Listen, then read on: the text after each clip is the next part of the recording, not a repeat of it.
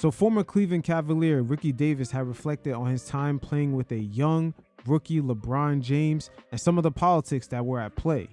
Just a year before LeBron James came into the league, there was a lot of hype surrounding him, and a lot of the Cavs players downplayed the hype surrounding him and the potential of him playing on the team.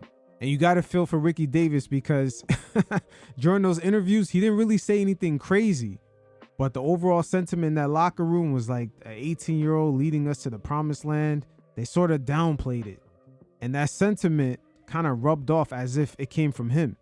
We have better players than him in his position already on our team, though. His potential is probably, the sky's the limit for him, though. That's Carlos Boozer right there. Yo, Carlos is going crazy. But the NBA was a grown man's league back then. They were in a transition period where more high school guys were coming in and started having impact right away. Guys like Amari Stoudemire, Kevin Garnett, Kobe Bryant, and even a player currently on the Cavs when this interview happened, Darius Miles. But check out even his sentiment on a high schooler, LeBron James, even though he came out of high school himself. I don't think you can really just bring a high school player in and really just think your team gonna really turn around like that. If he come, you know what I'm saying, he can just hop on our bandwagon and hopefully we can do something big. Now the media blew that up, but Darius Miles is talking out of personal experience as he was a high schooler in the early 2000s coming into the NBA. And at the time, it was very hard to actually have a real impact. But after a few players expressed their sentiment about LeBron James, they asked Ricky Davis, and even though he didn't say nothing crazy, he was still sort of looped in. Get LeBron is just going to add to what we need and, just make things a little bit easier. Now right here, Ricky Davis reflected on his time in Cleveland and the politics that came with LeBron James as the NBA once again was in that transition period where they started to allow rookies to come in and instantly get the keys to the franchise, the same things that we see today. It happened with Carmelo Anthony also at the same time that very season. In a way, it was already happening before these guys arrived into the league because you could look at the Allen Iverson effect and the impact he had on the 76ers. I was part of that big trade with Eddie Jones to move to Miami. So just kind of learning a little bit of politics like that. Like, damn, why did he get traded? I was just getting comfortable in Charlotte. And they like, look, Rook, they just throwing numbers in, people in to add the numbers and make sure it match. Sometimes you get thrown in. You ain't got no choice. And, from there, my second year, I kind of knew somewhat of the business of basketball, but I think my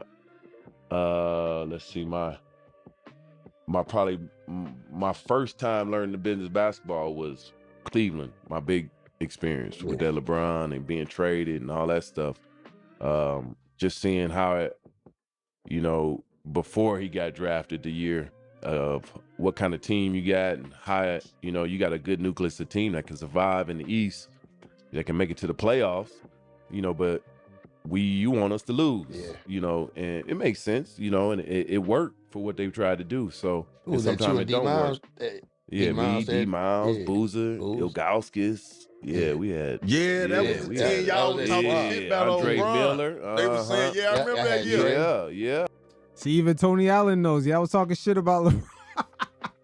Yo, Tony Allen keeping it a buck, but it kind of came across that way. But at the end of the day, Ricky Davis didn't really say nothing crazy.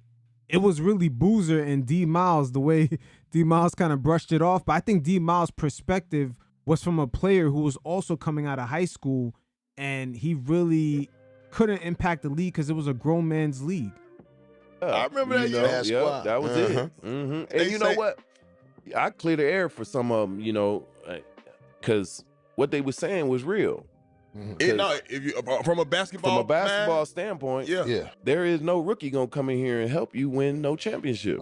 And that is facts. LeBron took about 4 seasons to get to the playoffs, so the results are there. But again, the LeBron hype was so crazy that the media latched on, and the players at the time, they don't have the same mediums that they have today with just broadcasting their own voices, Twitter, social media, etc. I'm just being honest. And what they were saying at the moment was real. It panned out to be 20 years later, the nigga greatest player, you know. Yeah. So, you know, it looked bad. You play old film, but you know, that's what they was saying. And, you know, it was real at the moment. So that's was it any was that a distraction though in the locker room? I know it probably was irritating at the end game. Yeah, you think LeBron can help this ball club? I think it's probably blowing the shit out of y'all. It was a little bit, but not for me. I was still on business. Exactly. Yeah. I gotta get ahead and get this chop. Yeah. So Yo, Ricky Davis was definitely in business because my man was trying to get that triple-double by shooting at his own basket. I really wasn't even tripping. I was on business, man. That was the year I was having 24 points. I was on business. Yeah. So I didn't care who you draft. Yeah. Bring him on. We need him. We need him. Great. Right. So you had that man say, hell yeah. Bring him on. He can help us. See, like the world need to know that. The world need to know that. Because I'm out here scoring and doing all this by myself. Actually, we might be nice together. You feel me? Yeah. Come on and help me get these bunches. You know what I'm saying? If that's what you're doing. Yeah. So I was ready for it, but it ain't panning out politic-wise. It wasn't it. They won't make it look like something else. Yeah. And, you know, it's only one way because when you bring them in that year, I'm scoring. I don't need no plays. I figured that game out. Shows you how the game has changed because just one guy averaging 20-plus points per game was pretty much all the room that they had. And now today, there's not only more possessions, but the pace in scoring is a lot more than what it used to be. No more of the final scores 69-71 type games. I don't need, you don't got to run me no plays. I figured that out my third, fourth year. If you over there waiting on a coach to call your play, something wrong. Something wrong. No, you gonna shoot to the elbow. Man, as soon as you pass me that ball, I'm live. Yeah, and that's what that was my mentality. So it didn't matter. You know, so when you bring them in, when you pass me the ball, I'm scoring. Bro, I look up, I got 12, 15 points in the first quarter. But off pull-ups. Yeah. You like pull-ups, fast break. Breakaway dunk. And that's it. Think about the way LeBron plays. He always has to have the ball in his hand, kind of playing that point forward role. A guy like Ricky Davis, not really an off-ball player, and you look at the ego that he still even has in this conversation. You can only imagine, but that shit was never going to work. You had that shit to a science. They thinking like, this ain't going to work. Like, okay, how we going to get LeBron to score points now? Yeah, because when they pass it, he passed it right back. Yeah, and that's what he was doing as rookie. He was getting dimes. Bop, bop, bop. He was getting in. He was scoring a little bit, but I was on fire. Yeah, you pass it my way, I'm going to score. So they figured out, you know, we got to kind of get Rick out because if Rick keep going, then I don't know the pace of how we going to develop the young fella, how we want him to be the best player in the world, you know. And you know how I go when you got all this money invested in something and these guys coming up. You gotta play the stuff. So a lot of the young players today, they could thank guys like LeBron James in that draft class for kind of being the blueprint for these NBA owners to instantly give these top lottery picks the keys to the franchise off rip without even proving anything. Guys like Zion Williams could earn a second contract that's pretty lucrative, just barely doing anything. Same thing for LaMelo Ball, just no real proof of concept or just even being successful, but yet you're considered the guy. Even Kobe Bryant coming out of high school just a few years earlier than LeBron James, I would say about 7 years earlier, he had to have proof of concept before he could really get consistent starter minutes. That's just the way the league was ran. And right here, Zach Randolph, aka Zebo, asked the question that we're all thinking about Ricky Davis. What the fuck were you thinking shooting at your own basket to get that triple-double? Hey, I gotta ask you, G, man, what you was thinking with the triple-double, the tip, bro? Just need to know that, G. I was on one, literally.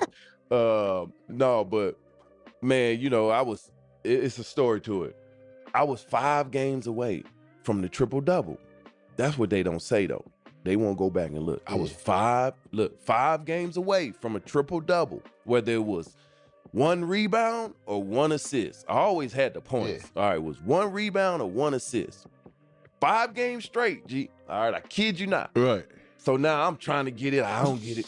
All right, now it's the 5th game in a row. It's 8 minutes left. And you know, they got the stats over there.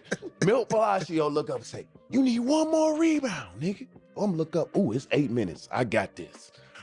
Man, next thing you know, They don't miss. They ain't missing. Okay, so damn, trying to go get every rebound. Here go big man. Get out the way. Boozer's stealing all the rebounds. Man, I look up. It's like 2 minutes left. I'm like, Jesus, coach gonna take me out in a minute. We up by 20 already. Let me get this one. Coach didn't take me out though, but now it's 30 seconds left. And I'm like, shit. Now it's at a timeout, and I'm over here plotting and planning.